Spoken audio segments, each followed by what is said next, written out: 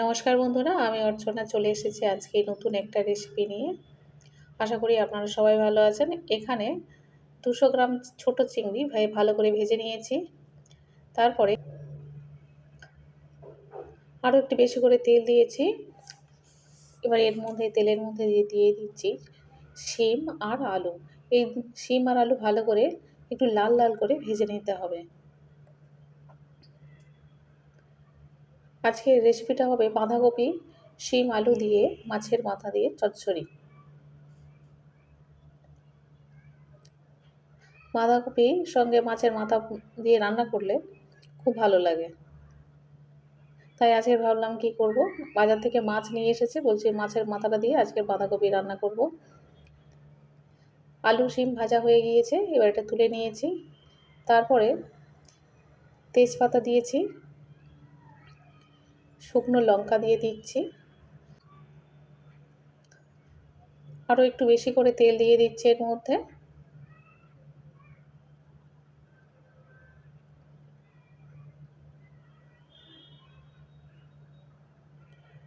পেঁয়াজ কুচি দিয়ে দিলাম।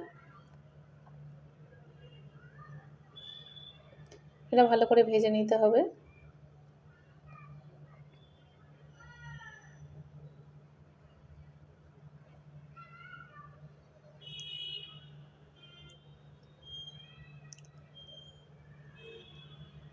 এর মধ্যে দিয়ে দিচ্ছি রসুনের কুচি।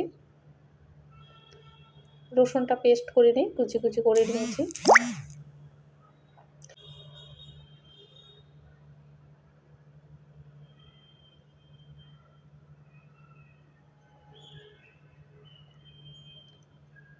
এভাবে ভালো করে মশলাটা করে নেব। তারপর দিয়ে দিলাম টমেটো কুচি।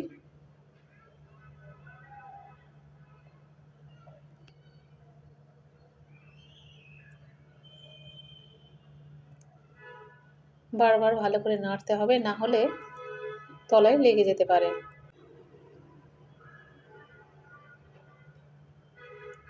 আদা বাটা দিয়ে দিয়েছি 1 চামচ, জিরে ধনিয়া গুঁড়ো দিয়ে দিয়েছি, লাল লঙ্কার গুঁড়ো, হলুদ দিয়ে দিলাম, তেজপাতা শুকনো লঙ্কার গুঁড়ো দিয়ে দিলাম, আর দিলাম স্বাদ মতো নুন। এবার এটা আরও ভালো করে কষিয়ে নিতে হবে।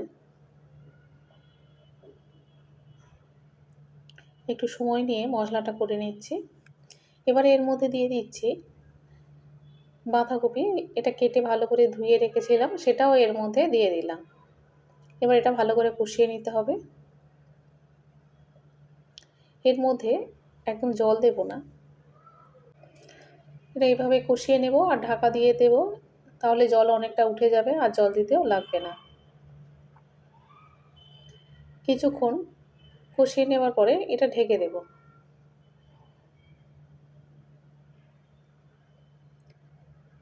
এটা ঢাকা দিয়ে দিলাম। 10 মিনিট পরে এটা খুলেছি, দেখছি বেশ অনেকটা জল উঠে গিয়েছে, আর জল দিতে লাগবে না, এমনিই সিদ্ধ হয়ে যাবে।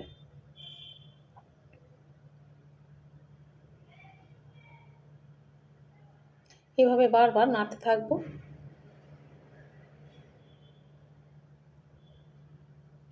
এবার এর মধ্যে ভেজে রাখা সবজিটা দিয়ে দিচ্ছি।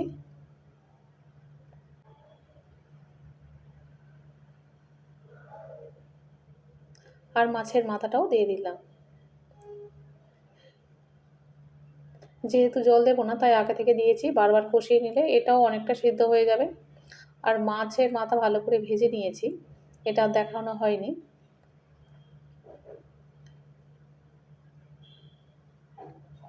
এভাবে বারবার কষিয়ে নেব। মাছের মাথা দিয়েছি আর মাছের তেলও আছে, সেটাও একটু ভেজে নিয়েছি, আর অনেকটা তেলও উঠেছে, সেটা একটু পরে দেব। জলটা কমে গেলে তারপরে মাছের তেলটা দেব।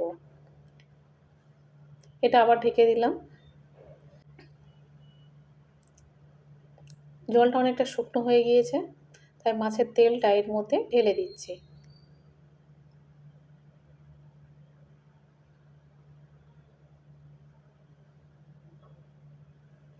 এবার এটা একসঙ্গে ভালো করে এই সব দিয়ে দিয়েছি, এবার ভালো করে নাড়াচাড়া করে নিতে হবে।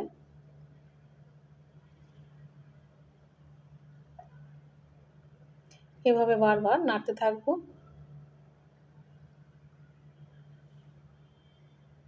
সামান্য একটু জল আছে। এবার এর মধ্যে দিয়ে দিচ্ছি 1 চামচ ঘি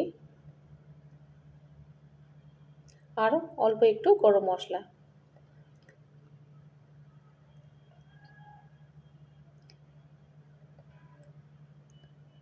ঘি গরম মশলা দিয়ে তরকারিটা আরও একটু শুকনো করে নিতে হবে। বারবার না নাড়লে তলায় লেগে যাওয়ার সম্ভাবনা খুব বেশি। যাই হোক, রেসিপিটা কেমন হয়েছে অবশ্যই করে আপনারা কমেন্টে জানাবেন। আমি অর্চনা, আপনারা দেখছেন মাইসেলফ দীপতেন্দ্র। অবশ্যই করে লাইক, শেয়ার এবং সাবস্ক্রাইব করবেন। দেখা হবে আবার পরের ভিডিও।